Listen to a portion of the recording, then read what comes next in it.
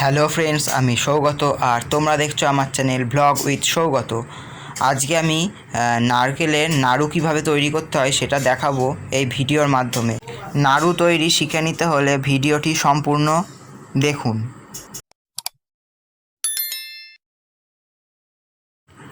প্রথমে বাজার থেকে নারকেল কিনে আনতে হবে।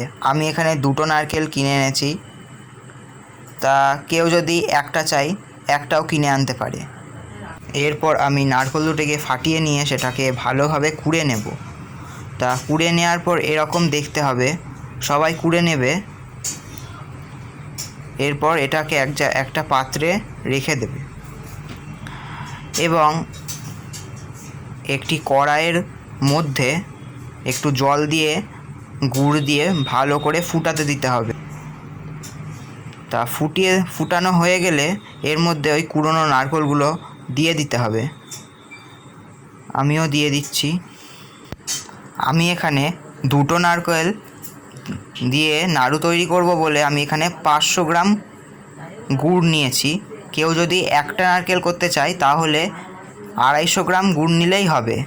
এরপর সমস্ত নারকেলটা এই গুড়ের রসের মধ্যে দিয়ে দেওয়ার পর সেটাকে ভালোভাবে নেড়েচেড়ে দিতে হবে।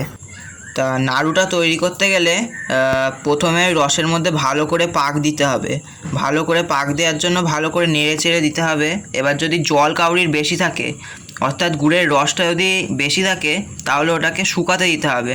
এটাকে ফুটতে দেওয়ার পর আলাদা একটা জায়গায় আমি দুটো এলাচ বা 3টে এলাচ নিয়ে সেটাকে গুঁড়ো করে নেব। সেটা গুঁড়ো করা হয়ে গেলে খুব সূক্ষ্মভাবে গুঁড়ো করে নেওয়ার পর সেটা এই নারকেলের যে পাকটা হচ্ছে তার মধ্যে অ্যাড করে দেব। তো অ্যাড করে দেওয়ার পর সেটা ভালো করে আবার নেড়ে চেড়ে দেবো। তা নেড়ে চেড়ে দেওয়ার পর অনেকটা এই রকম শুকিয়ে যাবে। এরকম শুকিয়ে যাওয়ার পর সেটাকে আরও বেশ কিছুক্ষণ পাক দিতে হবে। তা এখানে আমি একটা জিনিস বলিনি, যে কেউ যদি গুড়ের নাড়ু না করতে চায় সে চিনির নাড়ুও করতে পারে। একই পদ্ধতিতে একইভাবে নারকেল কুড়ে নেওয়ার পর ওখানে আমি গুড়ের রস করে দেখিয়েছিলাম, সে গুড়ের রসের জায়গায় চিনির রস করতে হবে। তারপর সেম পদ্ধতিতেই নারকেলের যে কোড়ার অংশগুলো সেগুলো আবার ওর মধ্যে অ্যাড করে দিতে হবে। আমাদের নাড়ু তৈরির একদম প্রক্রিয়া প্রায় শেষের মুখে।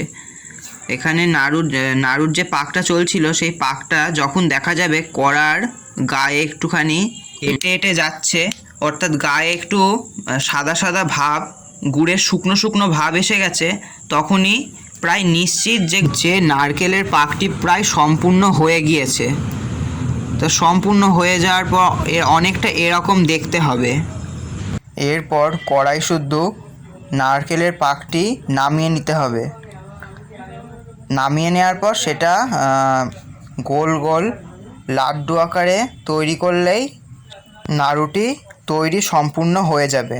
তা সবাই এইভাবে যেরকম করে আমি দেখাচ্ছি এরকম করে নারকেলের নাড়ুর পাকটি গোল গোল লাড্ডু আকারে তৈরি করে নেবে।